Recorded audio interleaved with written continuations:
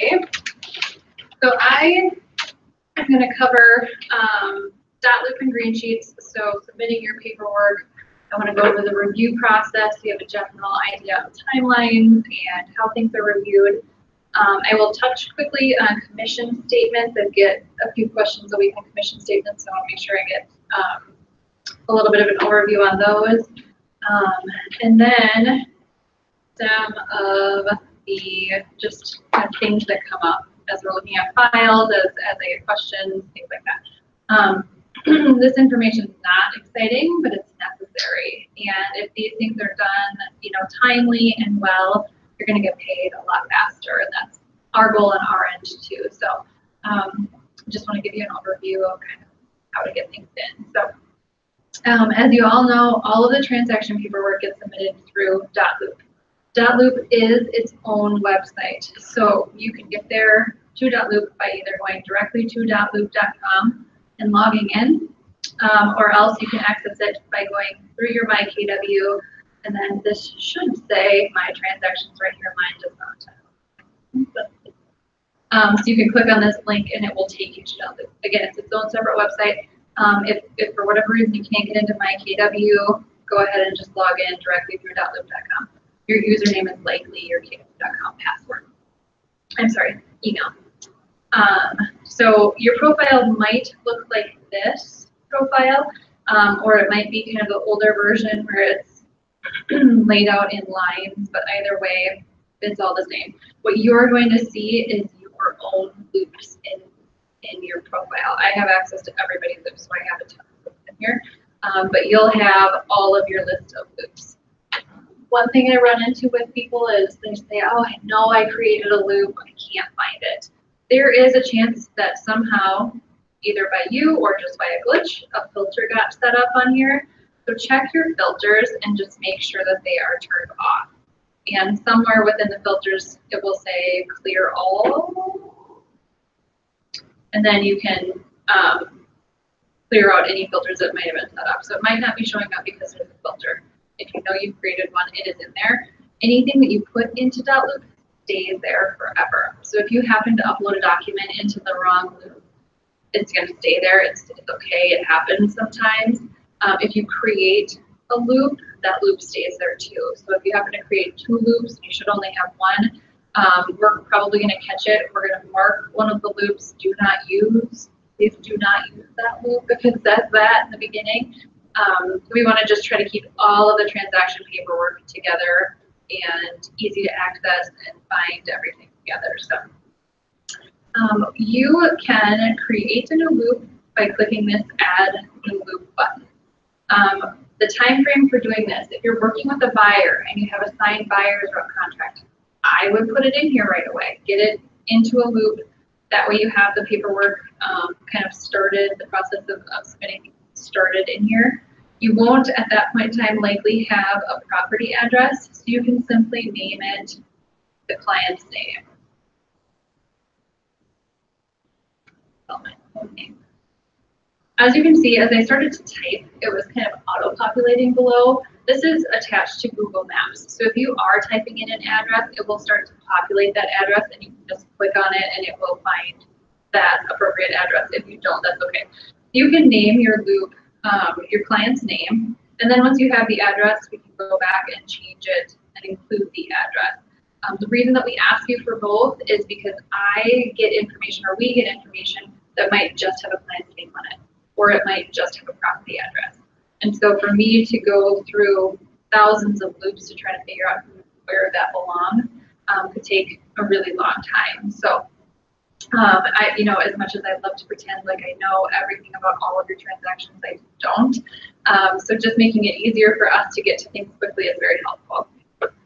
Your next step in creating a loop is to select a template. And there is either a buyer loop or a listing loop. So if you're representing the seller, it's going to be a listing loop. If you're representing the buyer right off the bat, it's going to be a buyer loop. The difference is that if you choose listing loop as opposed to buyer loop, it's automatically going to create two folders within that loop, one for the list side and one for the buy side.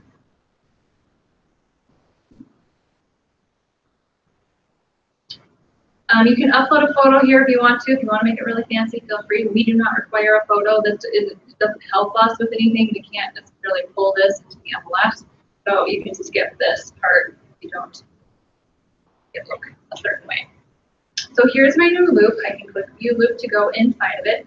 There's nothing in there right now except for the 2 folders. So here you can see, because I chose that listing template, that there is a purchase folder and a listing folder. People get confused about what to put in what folder, and I don't blame you. The reason that we have separate folders is because 2 different people review. So somebody reviews the listing side and somebody different reviews the sales side. So to keep everything separate, we have the 2 different folders. At the top here, because I chose that listing template, you can see that this is set for listing for sale. There's some other options here if you wanted to choose the specific type of transaction. Again, that's going to help with your filters. So in the beginning, on that home page, if you wanted to set up filters to just see your listings, you could do that. If you wanted to see just your buyers, you could do that. These up at the top are not required by the office. This is to help you kind of filter out. So your own .loop system could be like a whiteboard. You filter everything down, as long as you're keeping statuses up here at the top. You can change your loop status to, maybe it's an active listing. We're getting it into the MLS, now it's an active listing. And then once it goes pending, you can change it to under contract.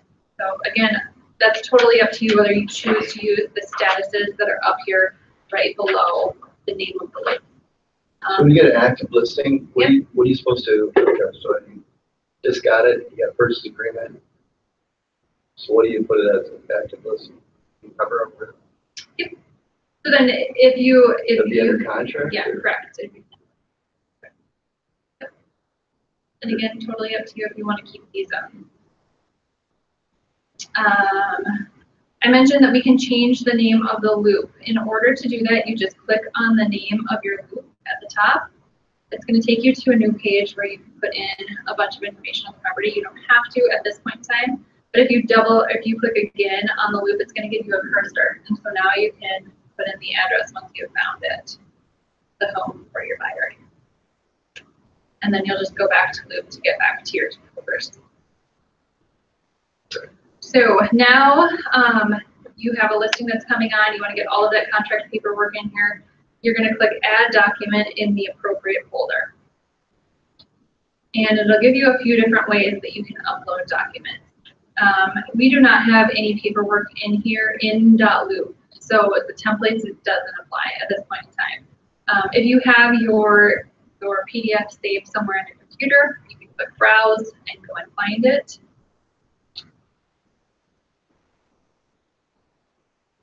And I should mention too, the only thing that can be uploaded into here is a PDF. So it doesn't allow you to upload pictures, it doesn't allow you to upload Word documents, it has to be a PDF. So typically, you're going to go through the process of either taking a paper contract and scanning it to your email and then saving it to your computer somewhere, documents, desktop, and uploading it into here.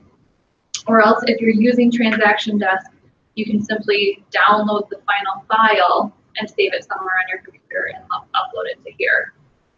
It does also have a feature where you can add a document directly from your email, and this does save you the step of downloading the transaction to like your documents. So it skips that step.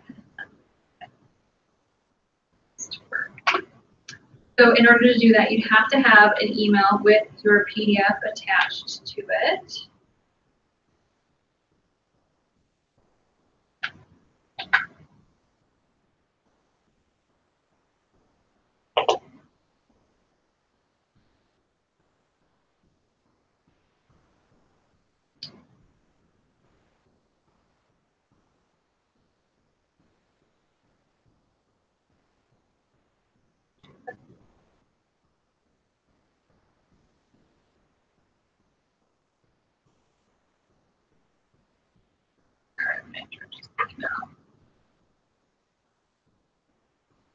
And this will work too. So if you have scanned something to your email that you scan it yourself. So you have a paper contract, you scan it to your own email. You can go through the same steps here as opposed to maybe getting the contract directly from the other agent.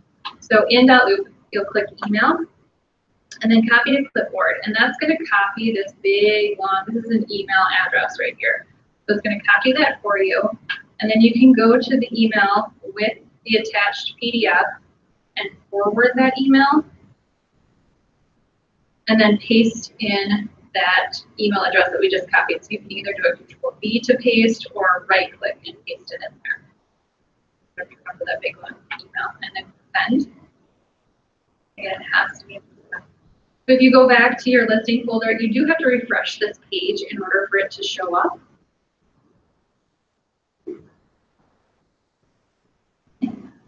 Big.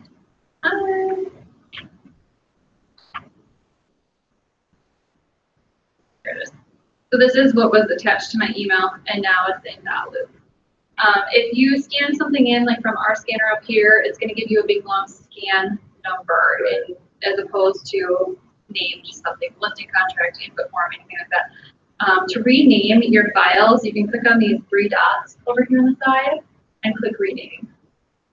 So let's say I just want to name this input form. I probably want the house, which is address or something. I know what the house is because it's up here. Oh, okay. Yeah, so everything related to just this address is going in this loop. Okay. You can think of .loop overall as a filing cabinet. Within that filing cabinet, there's individual files for each transaction.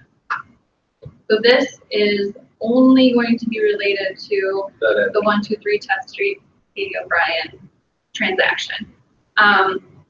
The only time that you'd maybe do something different is maybe you're working with a buyer, they offer on a home, they offer on 123 Test Street, you go through the process, you get all the paperwork in here, for some reason that transaction gets canceled, that purchase agreement gets canceled. You're still working with that same buyer, but now they have a new property that they're working on. So then you're going to create a new folder for that new sale. So folder number 1 is going to be for the purchase agreement that got canceled, and folder number 2 is going to be for the new home that they're looking at purchasing. So in that case, there might be 2 different addresses that are pertaining to the same loop, but you can use the same loop for that buyer because you're going to use a lot of the same documents. You can keep their buyer's rep contract, their agency contract, use those again for the next home. Does that make sense as far as the address goes? Yeah. Okay. Okay.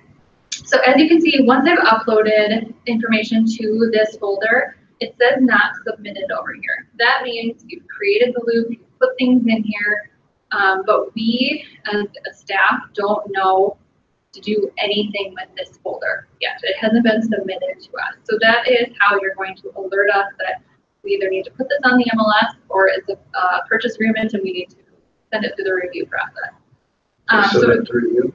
Yep, submit to review, exactly right. What's that not shared over the input form? This means it just hasn't been shared with anybody. And you can share documents with your clients, you can share them with the lender, you can share them with title if you choose, another agent. How do you share them? You just click share. And where do you go? You send it via email. So it sends whatever document you're choosing to whomever you're sending it to via email. So when you hit share, then it gives you an email address? It gives you an option to put it in here. Yep, so you have to add the name and the email address. And then so it's sort of like authentic signing and things like that? This is not how you would send through here for signature. This is just simply sending it to them to look at. Yep, so you'd have to give them a role. It might be your buyer, it might be your seller. There's lots of roles in here that they can choose. And then you'd have to give them permissions. So they can view only, they can sign, they can fill and sign, or they can edit.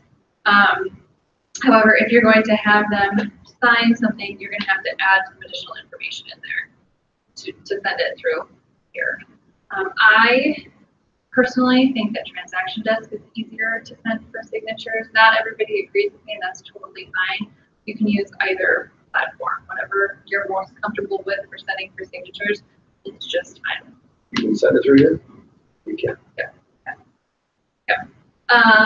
So in order to submit this, then you're going to choose whatever folder you want submitted. So click next to the listing folder because I want everything in there reviewed and put on the MLS, and then you're going to click submit for the review at the top. The very first time that you do this, you have to enter the property address, city, state, zip. Going forward, you won't have to do that. And next. And then here it's going to ask you what you want to submit. So it's my listing folder. Please choose the right type over here. That's very helpful again with that review process thing. If it gets put in here incorrectly, we will correct it. So if you see us kind of changing things around, that's what we're doing. So you can either choose listing paperwork or offer paperwork, again, pertaining to what side you're submitting. And then it's kind of hard to see, but right down here is a box that says, why are you submitting this for review? This is super helpful to us to know what we should be looking to do with this, whatever you're submitting. So maybe it's a new listing, simply putting new listing in there is sufficient. If it's a close date change, that's very helpful for us to see. Otherwise, what we get for our notification is just that you've submitted something. If we go in and if there's 30 documents in there, we have no idea what we're doing with those documents. So just a little note on here on what's the reason that you're submitting is very helpful to us. So I'm just, I would put new listing here. Click submit. And you'll get a little box up here that says it's been submitted for review. And then you can see down here that the status has changed on the left side. So these statuses are what the office is using to send the file through for review. You can't change these on your own, it would just be the ones at the top that you can change. So these are for staff, these are for you. And you can see that this says agent submit new listing for MLS. You can't see the full status if you're just here, but if you hover over it, you can see what it says. Some of them are kind of long. So that means now Christina's going to go through, look at your contract paperwork, make sure that it's sufficient enough to put it on the MLS, and she's going to start entering it into the MLS. So we get a review before that if there's anything wrong with it. Correct. Yep. Absolutely. If the contract's not compliant enough for us to put it online, or if the input form is incomplete and we can't get it online for you, we'll reach out to you and try to get that information. We will have to get that information before we put it on. With the input forms, it is asking for the information that we have to input. We're putting things in the MLS. It's not, us deciding we really want that on there. This is what is required to get this active for you on the MLS. So if, there's something that's missing that's required, we have to get that before we can activate it. And we're not going to guess. If it's something that we can maybe find out through reading the agent remarks or something like that, we'll try to do that. But otherwise, we can't just guess at the information for you. So we would ask you to make sure that input form is filled out completely. So submitting things that are complete and compliant will make things a lot faster for getting on the MLS and also for review. So after she has reviewed, she will, if it's something that isn't necessarily going to make a difference immediately in the transaction, she might note it up here in your tasks, and I'll show you that in just a second. And still send it on for review. Still get it online and send it on for review. But then you do need to go back and make sure that those items are corrected. So it might be that you have forgotten to number the page 2 or fill out line 2 on the seller's disclosure. Okay, not a huge deal as far as getting it onto the MLS. It's not going to be for that, but it does need to be corrected to make sure that your paperwork is fully compliant. So she'll review it. And she's going to change the status to ready for broker review. After she reviews the listing, then Jim Clark, the broker, reviews the contract as well. So he might note some additional missing items as well. And we've started to use this task list up here at the top as opposed to the messages, just to make it a little bit easier for everybody to know what's outstanding without having to jump into these messages and kind of read through a bunch of lists. We're now using this task list up here. I believe, though, when you log into your loops, this task list is at the bottom of the page. You might have to go to the bottom of the page and then click, there's over here on the right hand side, it will say move to top. You can click that and then it will be at the top of your group. So make sure you're looking for this task list. If she sees that line 2 of the property disclosure, she might make a note that just says, fill that out. Line 2 of property disclosure. That lets you know that you have a task that's due for that listing. So even though your listing's online, your paperwork still needs to be finished up. So make sure you're looking for these tasks. A lot of times people think, oh, my listing's online, moving forward, no big deal. But we want to make sure that all of our paperwork throughout the entire transaction is compliant. My task though, you guys put in it? We put these in here. Yeah. Yep. So then you can just look through after you're submitting things. We're going to check it off for you. So if once you fill that line 2 of your property disclosures in and submit it back to us, we'll just check it off and it will turn gray. Now you know that it's done. You don't have to worry about it anymore. So after Jim reviews it, he is either going to change the status to listing returned to agent items or compliant. So let's say Christina reviews it. She notes a couple things. You get those things in there before Jim reviews it, and now it's compliant, ready to go. He'll turn it to compliant. Otherwise, if you see the status of listing returned to agent missing items, you have missing items that need to be corrected on your listing folder. You'll put that there too, right? Yep. Yep. So Christina looks at it, and Jim looks at it, yep. And then you look at it? I don't look at that. You don't? No. So there's 2 people. Yep. 2 people look at the listing side, and then at least two people look at the sales side. So when you have a purchase agreement on your listing, then that side of the transaction is also reviewed. That's immediate. Nope, it's going to be regardless because your listing is sold. So now you have purchase paperwork that goes along with that listing.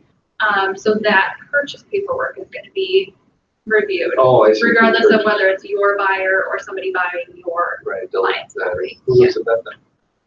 Cindy looks at that sheet. It's our Winona Business Center Administrator. Yep. She does the first review, and then our legal advisor, Michelle Smith, reviews as well. Yep, so you might hear from a variety of people if you've got files that you're turning in to be submitting items that are missing. And we might make more than one task list. So you might have a task list that says listing items or listing folder, and you might have a task list that says sale folder. So make sure that you're looking for those outstanding items and getting those in there as soon as you can. As soon as you can. I can't reiterate that enough. It just has to go through the process of anything. Then if it is closing day and you bring me the check and the closing disclosure and you haven't looked at this at all and now we have 10 things outstanding, you have to get those items in. You have to review those items. It's just a process to get you paid. Again, our goal is to pay you as quickly as possible. But you can't close, can you, with all this? You get a bunch of tasks that are filled out already? You can. Yeah, I mean, hopefully the lender and the title company are catching things as well. But you know, they go through the closing process. We on the cabin side do not. You shouldn't close with those things outstanding. And you know, the thing that we hate to see the most is a transaction closing and then an agent needing to go back to their client after the fact to get something signed when the transaction's already done. That's not good. Not good. No, not good for the client. It's not good for the agent.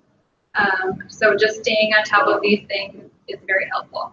And one thing I should have noted prior is the use of the checklist that are available to you in Transaction Desk. We have a checklist for every kind of transaction. So whether it's commercial, vacant land, residential, listing, sale, all kinds of checklists. So in Transaction Desk, there's a Keller Williams Premier Realty folder. On the left-hand side here, you'll see some widgets. The forms are in this little one that looks like a form. And there's a bunch of different folders in here. So the Premier Realty folder is forms that are specific to our brokerage. So our seller and buyer disclosure. All of our checklists are in here. The referral form is in here. So anything that would be a non-state specific form that we're using is going to be in the Premier Realty folder. The state forms will be in the appropriate residential versus commercial folder. And then CMAR has a folder at the bottom here. So this has the input sheets that you're going to use when you're listing a property. It has the MLS change form. It has the pre-authorization for marketing form. So some of those, again, not state forms, but CMAR required forms will be in that folder. But when you are either turning in a listing or turning in a sale, please use that checklist. That is the exact same checklist that we are using to review. And it will tell you on the checklist what's required. It will sometimes, it jogs your memory about, I need this particular well disclosure because the property has a well. So use these checklists on every single transaction. Even when you have 100 under your belt, this will still be helpful to you. Remember what's required. This checklist is going to have everything, I shouldn't say everything, but almost everything on it. So not necessarily everything is going to be applicable to every transaction. For example, if a house was built after 1978, you don't need lead-based paint. You can disregard that. But if it's built prior to that, this might help you to remember that you have to include that addendum in there. That's the one they don't sign, they just look at it. They don't even look at this. This is for you. No, I mean the addendum to paint. They do sign that. Yep. I'm not sure if you're, I'm not sure what you're referring to, but anyway, you can upload this transaction checklist into .loop as well, and we will do the same. So after we review it, we fill that out by hand and we upload it into your folder as well. So now that you have a purchase on your folder, you also need to add those purchase documents. Again, you can add them directly from your computer if you've got them saved there, or you can add them from your email if you are maybe getting it either from scanning it into yourself or maybe you received it via email from another agent involved in the transaction. Again, once I upload something into this folder, you can see that the status is not submitted. So even though you've turned in your listing and we know what you're listing, if you don't submit the sale side, we don't know to go under the sale side. So again, you have to submit the file. Because this is a purchase, I'm going to choose the offer paperwork status and choose new offer test. That's a fine note in there, and then click submit. And then you'll see the status has changed here. You don't need to worry too much about these statuses. We're going to move it through the process and change these for you. What you want to see is this status as compliant and this status as compliant cleared to close. And then as long as nothing has changed from that point forward to the closing, your transaction is cleared to close quickly. If this status is changed to reviewed return to agent, again, that means you're missing something and you need to check those task lists to see what's outstanding. Yeah, so just make sure that you're looking at these. I'd say if it's a week prior to your closing, hop in here and just make sure that this says compliant clear to close. Just to give you an idea of the review process, when you turn in either a listing or a sale, they're typically reviewed within 24 to 48 hours. The listings are a little bit faster just because they have to go on the MLS, and there's fewer of them. The sales, I would say right now, are being reviewed pretty much within 48 hours, the initial review. After Cindy does the initial review, the secondary review is by Michelle Smith, and she reviews on Wednesdays. So that means if you turn your file in on Thursday, it closes Friday. We're waiting until Wednesday of the next week for that to be reviewed by Michelle Smith. So again, time is of the essence, and it's not simply that we're ignoring a transaction or reviewing anything. It's just that that's the time frame that she set aside to review these files. And a week a week is pretty reasonable to paperwork in advance of your closing. I would absolutely get it in as soon as possible, but just to know that, time frame wise in total is probably going to be around. Like my paperwork's all done at that house. So it's all in the system. Okay. So now I'm just waiting for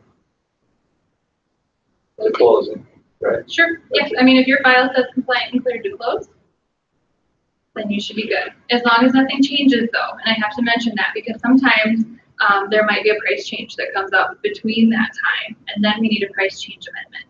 So now there's another form in there that's needed to show why that price changed. Well, that was in the offer house. Correct. You're going to have an original offer. You might have an accepted offer. Accepted offer. Mm-hmm. Yep. And so you might think everything is good and the file's cleared to close, and then something happens, and now there's a change to that price. That does happen. Change it? Why would it change? There could be something that comes up in inspection. There could be something that comes up in an appraisal. Oh, so they take something off with right. The paint. They don't like colored paint, so they offer them $1,000. Sure. So yep. you got to amend that out. And a lot of times that's going to be negotiated kind of in the original negotiations, right. but not always. Not with inspection. Yeah. There's things that come up after the original purchase agreement is all signed and good that might change that price. Might change the close date. There's lots of things that could change after the fact. So there's probably, if that happens, then we need that additional amendment showing what the changes are. Match. So then when I'm getting a commission check, and the commission check is different than what we were anticipating, I know why. It's because the price changed and therefore the commission amount changed. Yeah. Or close dates. If I'm looking at a projected closing report and your closing has come and gone, I'm going to be reaching out and asking, or somebody is asking for that amendment. Return that. So things happen, and that's okay. We just need to make sure that everything gets into this one spot. I will mention too, .loop does save all of your paperwork for the state required time frame. So actually I will save it at this point forever. But you don't have to worry about holding on to paper after the transaction closes. I recommend though that if you have anything in paper form, that you keep it until the transaction closes and you've been paid. And we make sure that everything is into .loop. And then you can feel free to dispose of it how you want. But just in case, because sometimes you have whatever we give it in paper form, it just hasn't been uploaded to .loop.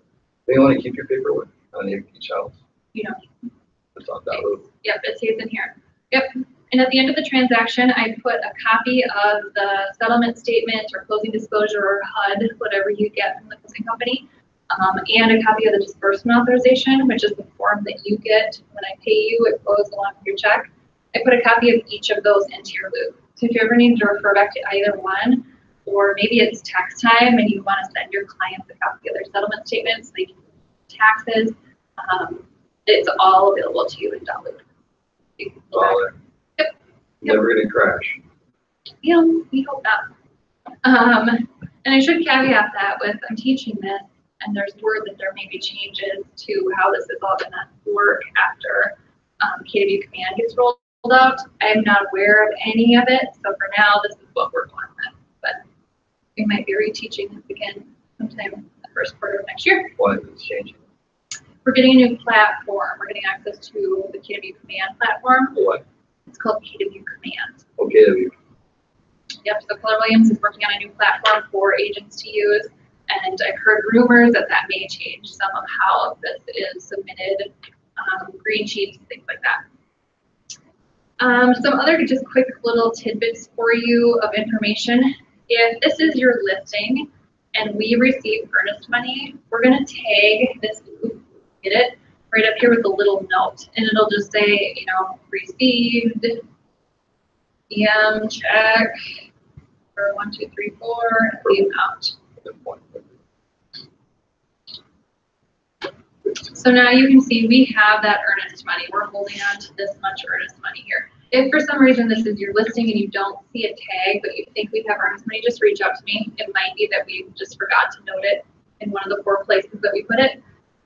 So if you don't see a tag, just shoot me an email and I can check my accounting system just to make sure that we have it.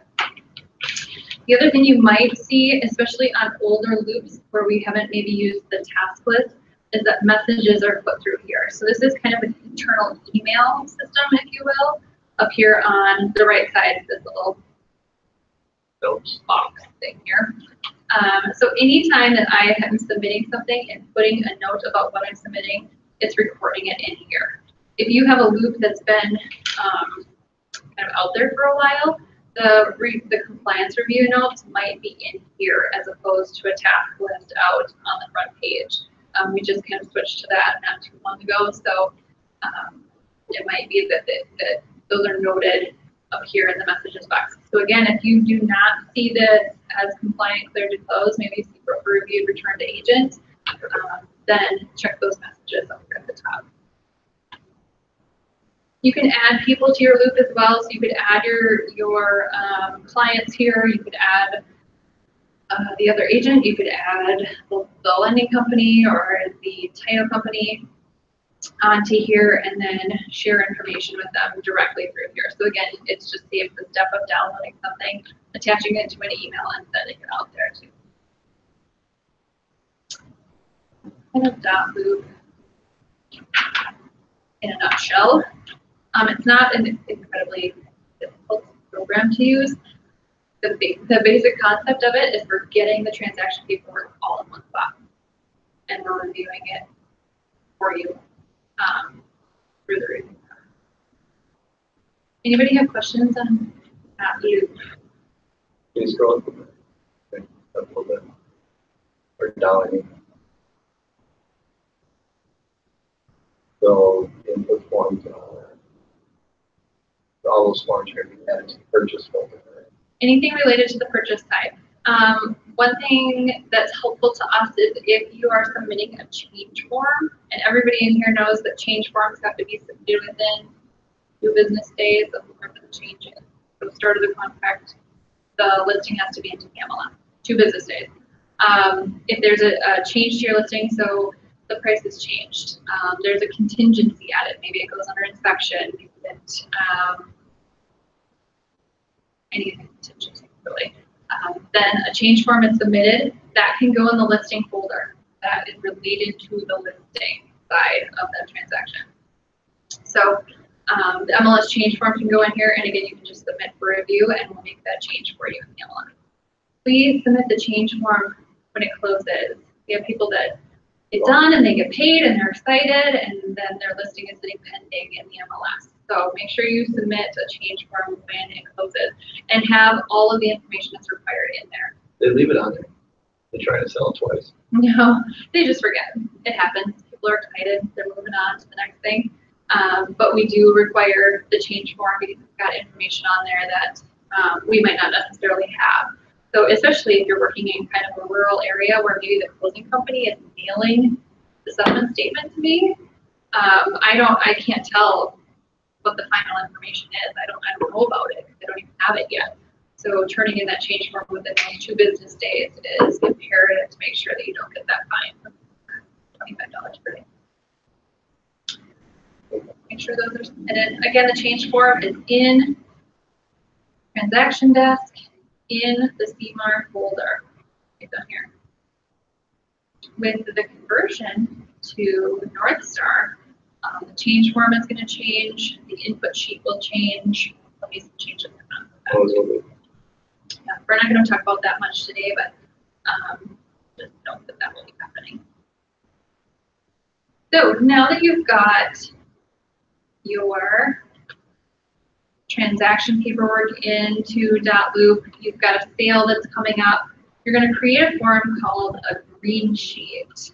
And a green sheet is an internal document. What it is an overview of the transaction that gives me and us the basic information of the transaction without me having to scroll through thousands of pieces of paper. So you do a document and you do the green sheet. Yes. Yep, exactly. You can find your green sheet by hovering over technology in MyKW and clicking on green sheet. And then this will give you a little dashboard here. You can either create a green sheet by clicking that at the top. You can find a green sheet. So if you feel like you've started one, or if you need to go back and look at one of your green sheets, or if it's noted on in your file that you haven't uploaded that green sheet to your loop, you can click find a green sheet. And then I think the easiest way is just to type in your last name.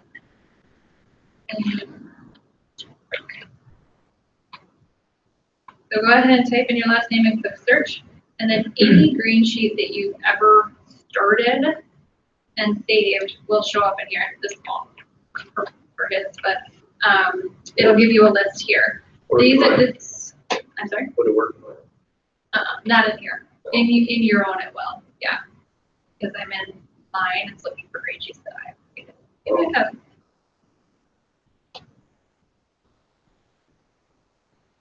There it is. So here's my list of green sheets. I don't know why they come up in the order that they do, but the easiest way, again, for me to search them is to click on this address, this blue address button, and it will sort them in numerical order. So if it's easier for you, as you get a lot of transactions, you're going to have lots and lots of pages of green sheets that you might have to go back and look through. So just sort them in numerical order, and it'll go a lot faster. Back on this dashboard, if you've started a green sheet and you haven't finished it, meaning you haven't submitted it, it's going to sit in this initiated tab right here. That means you have filled out a little bit, but you haven't submitted it, and we don't know to go look for it. Again, it's kind of like submitting for review in .loop. And I hate to assume that because you've initiated a green sheet, that's the final word. Sometimes people want to go back and change something in them. Maybe they start the green sheet before the inspection, and then they're waiting for the inspection to go, the inspection contingency to be removed, and then they're going to go back and fill out the rest of the green sheet when they know for sure what the purchase price is and things like that. So if it's sitting in your initiated tab and it closes, that happens. Well, I'm just going to ask you to submit that final green sheet so that I know you're submitting kind of the final word about that transaction. Once you submit it, it's going to go into this accepted tab here. I don't have anything in there because I haven't submitted anything. There is a status over on the right-hand side. Again, you don't have to worry too much about this, but if this status says partially accepted, you can go back and change your green sheet. So that it still allows you to make that change. That means we haven't pulled it into our system. So you can make that change. If the status over here says DA created, that means you pulled it in and you can't, the system is not going to allow you to make changes to the green sheet. That doesn't mean you should let us know when there are changes, because that happens. Again, if there's something, price change or close date change or whatever change, commission amount change, it's not going to let you change it on the green sheet, but an email to me and the amendment that goes along with that is very helpful. So, okay, so the green sheet is basically a .loop, yeah? Or not?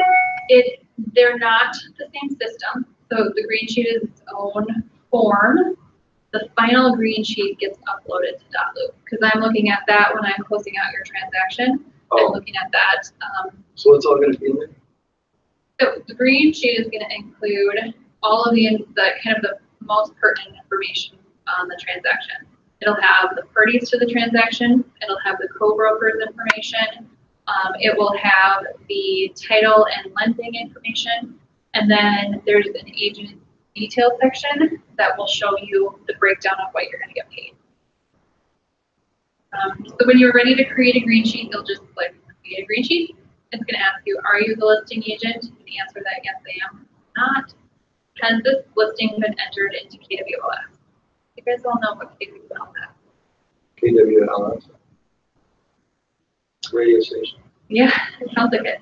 KWLS is the Keller Williams Listing Service. This is a connector from the MLS, from CMAR, out to all of the websites that your listings go out onto.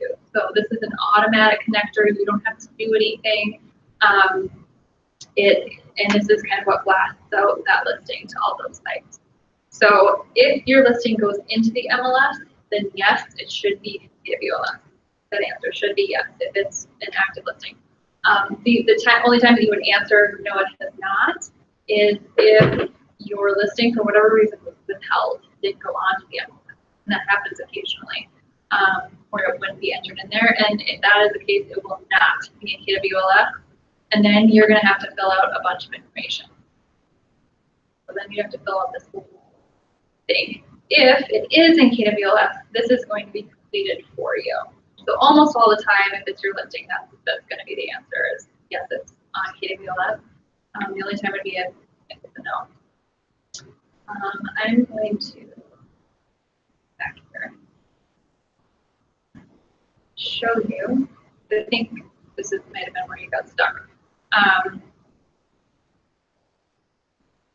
If the answer is yes, it's in KWLS, so this is your listing, yes it is, it's going to take you to this screen right here where you have to go and find that listing. Again, the easiest way, I think, is either by the MLS number if you happen to have that handy, and if you don't, just type in your last name.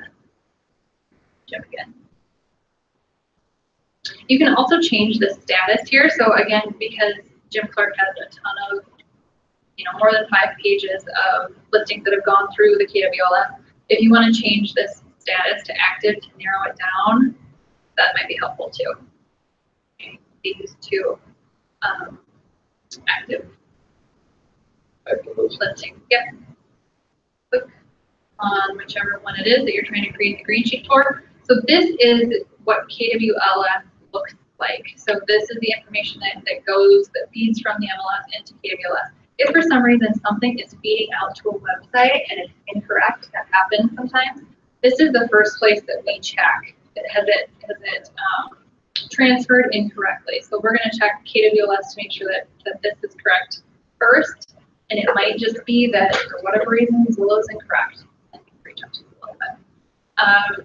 But anyway, on your listing page, you don't have to do anything except go down and click green sheet, and it's going to open up a green sheet for you. I'm going to go back out after I show you, but if it's your listing here, the street address information is going to populate in here for you. If it's not your listing, you do have to fill that out. I'm going to say no, I'm not. I don't create a green sheet for Jim. Just show you. So here's what it looks like if you're not. So if you're representing just the buyer, this is what it's going to look like. And then anything that's in red, you're going to complete those sections. So your type of transaction is going to be residential or commercial. Contract date is the final acceptance date on your purchase agreement. Your close date is going to be whatever the projected close date is for that transaction. Again, that might change. Contract date, just go back to the second. Yep, contract date is the final acceptance date on the purchase agreement. So when the buyer or the seller accepts the offer. When all the negotiating is done that day. Okay. Yep. Your type of transaction is either going to be listing sold, buyer sale, or both listing and sale. This is where a lot of times, if something doesn't populate correctly down the line, this is the box that's incorrect. So if you are representing just the seller, you're going to choose listing sold. If you're representing just the buyer, you're going to choose buyer sale. If Keller Williams in general, our brokerage in general, has both sides of the transaction, you're going to choose both listing and sale. And I will note that if it is an in-house transaction, so we have both sides, whether it's one agent or 2 agents, we ask for just one green sheet between the 2. And typically it's going to be the listing agent that fills it out, but on our end it doesn't matter. You guys can decide between the 2 parties to the transaction who's filling this out. Your class is going to be either leased property or other. Typically it's going to be property, but not always. Your property type will be resale, new home, lot, etc. Address information goes here, and then you can go on to the next section. It will let you go on to the next section without filling things out in the red. So it will let you go forward, but it will not let you submit. And I'll show you what it looks like when you submit with something missing. This earnest money and escrow held by box is not in red, but it's super helpful to me. If for some reason we're looking for earnest money and this isn't filled out, I have no idea where I should expect it to be. So yeah, I don't care if it's just KW and the amount. I don't care if it's just Edina and the amount. It doesn't have to be thorough, but it's really helpful for me to know where that earnest money should be and how much it should be. Earnest money, what do you recommend? That's totally up to your clients. Okay. Really? want to. What they, is that what they do? That's okay. I mean, I see a huge range, be anywhere from $200 to $20,000. It's going to kind of depend on the price of the property. That will make a difference too. Yep. Your sale price is going to go here. So again, this is the sale price of the home. And then right below it, you can either choose whether the commission is going to be a percentage or a flat rate. And whatever you decide on, it's going to open up boxes over here for you. Because I have put in that it's both listing and sale, these two boxes are both going to come up. If I had just chosen it in the first section, just listing sold, in this section, it would just show the listing side here. You can either go based on a commission percentage or a flat rate. This little note that's hard to see right down here says for our market center only. Sometimes people get stuck on this. So if you're the listing agent and the commission is 6%, but you're only getting 3% of it, only 3% should go in here. And when you put in that 3 and hit tab, it's going to calculate out what the gross commission amount would be. So if it's 3%, it can go there. It can be a decimal number, be 2.4%, whatever. I'm sorry? Who does that? Plenty of areas, they'll split a transaction, maybe 3.6, 0.4%. Not as much in Rochester that we see that, but definitely outside of, we see that a lot more. Yeah. That can be a decimal there. Your next section is your buyer information. At a minimum, I'd love to see your buyer's name. And then this is buyer paid broker admin commission. This is the admin fee. If you're representing the buyer, the amount that's being charged as the admin fee should be in here, so $350. If you are not representing the buyer, this will just be 0. So if you're representing both, they both have to pay? Correct. Yep. Division will be to each of them. And this has to be completed. So again, if you don't have the buyer, that's fine. It just has to have a 0 in there. Otherwise, it won't let you submit it. Next section is your seller. And again, it's going to ask about their VAC amount. If the agent is paying, what do you do? Yes, I'll show you. I put 0 here. And then in the notes section, there's an agent fee VAC right here. And this can be split. I mean, sometimes I see it split between the agent and the client. So maybe you're reducing theirs by $100 and you're paying that towards it. That's fine too. I mean, put in here what we should be expecting. Most people complain about that. But it's always pretty common. And ours is lower than most brokerages. Yeah. Yep. The agent detail section is where you are going to figure out how much your net check should be. So each column represents an agent that's a party to the transaction. This would, again, only be for Keller Williams. So we're not figuring out any commissions for the co-broker if they're not a part of our market center. So this is only going to be for Keller Williams agents. But there might be more than one agent involved in the transaction. So it's either a situation where maybe you've co-listed, so the transaction is being split between 2 agents, or maybe one agent is the buyer's agent and one agent is the listing agent. Or a referral? It could be a referral, absolutely. Yep. So first column, you're going to put the name that's going to populate for you when you're creating that. You're going to put your role in here. So I think I changed it. Yeah, I changed it to just listings sold.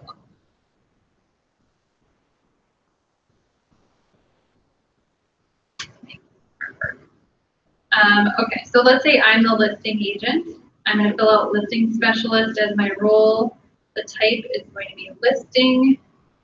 And as I change that type, you'll see that this box turned white down here, asking for a unit. So in just a second, your agency is going to be either buyer, if you're the buyer's agent, seller, if you're the listing agent, or dual.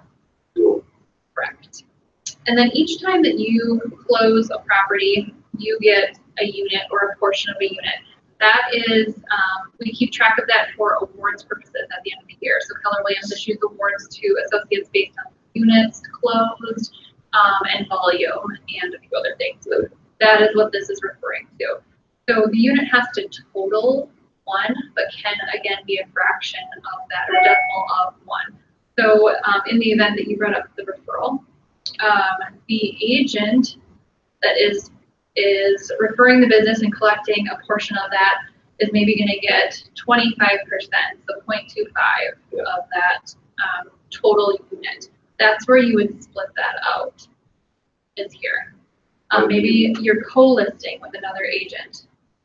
Then you're co-listing at 50-50. Then again, the decimal would be whatever portion of that transaction that you're getting.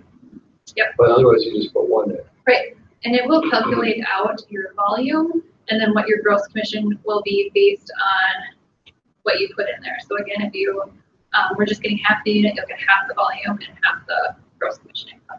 What's So that this next will line? do the math for you. What's the next line underneath that?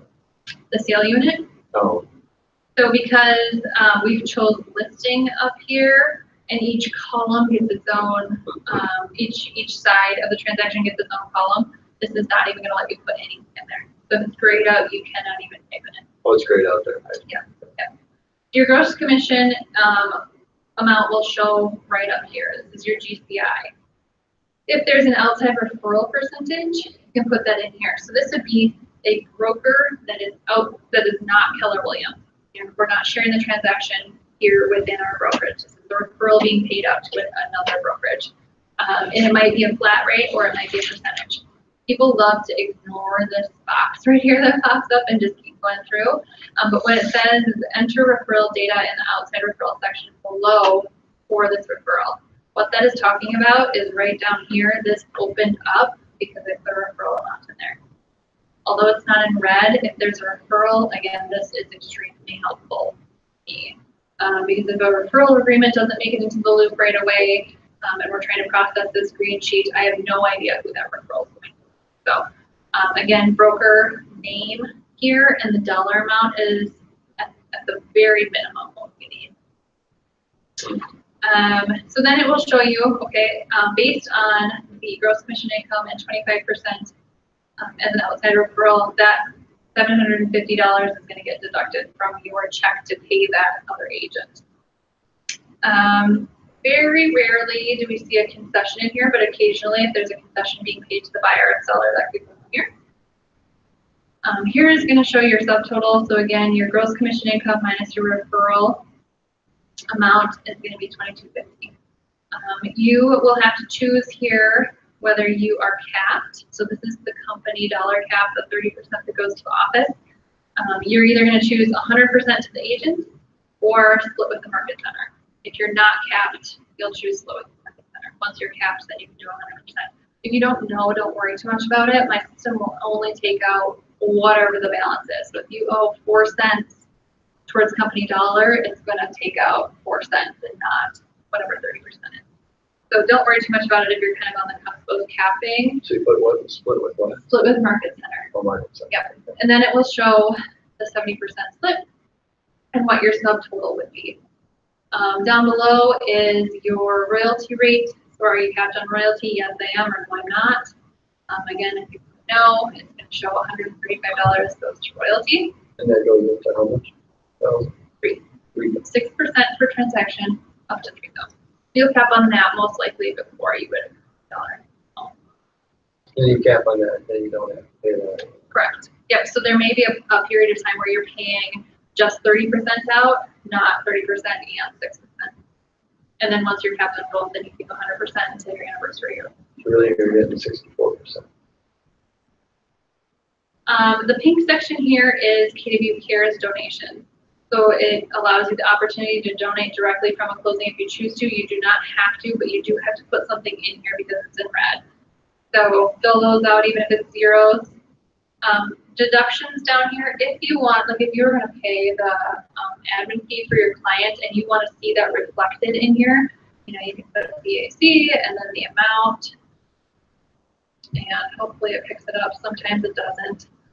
But when you get to the bottom of here, you should see what your net check is going to be. This is after a referral's been paid, after you split with the market center. This is what you can anticipate taking home from your transaction. Again, if you're capping somewhere in there, this might not be completely accurate. If you fill this green sheet out, submit it, and then the commission amount changes, this isn't going to be accurate either. There's possible. Yes. Thank you for bringing that up. The best place to put it is in note here. Yeah.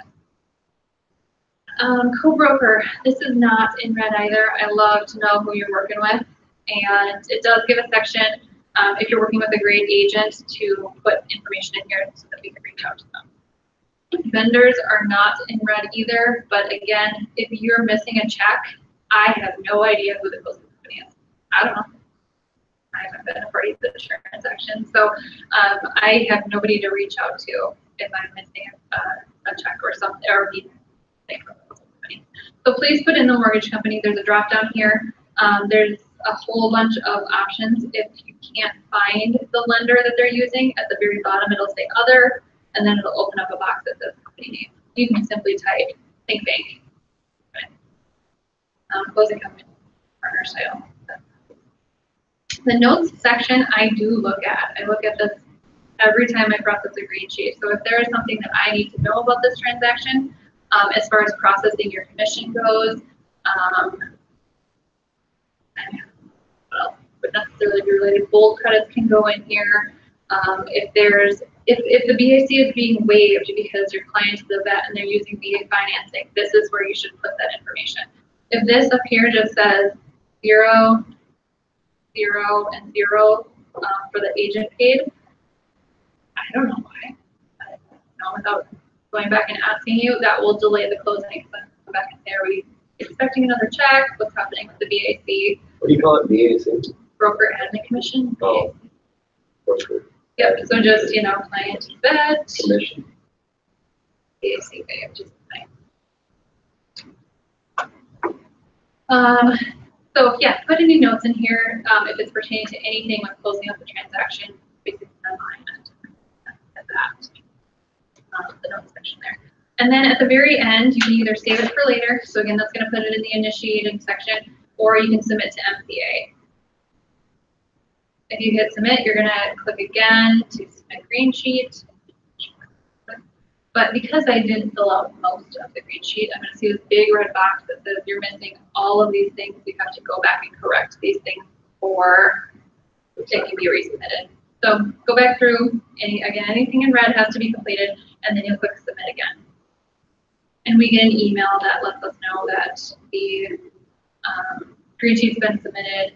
The last step of completing a green sheet is to put a copy of it in your loop. I look at it at every transaction. So as I'm closing your transaction out, I'm looking at the settlement statement, and then I'm looking at your green sheet to make sure that I see if there's KDB Cares deductions. I see if there's a referral that should be paid.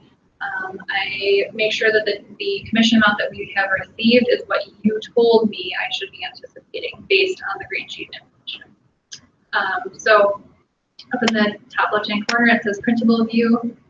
This will pull up your green sheet. This will let you pull it up blank, but that's not helpful. So please make sure that it's submitted and complete before you put a copy of it in your loop. And once you get this up, you can just right-click and either save as or print it to a PDF and then upload it to your loop.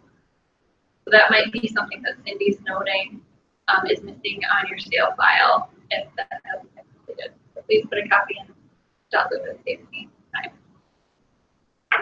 Any questions on green sheets? Again, this is not super exciting information and just kind of necessary to get you paid. But in this binder that we handed out, so this binder, I'm just going to talk about really quickly. We really just wanted a resource for you to have a bunch of information in one spot. So there's going to be stuff in here that we haven't gone over.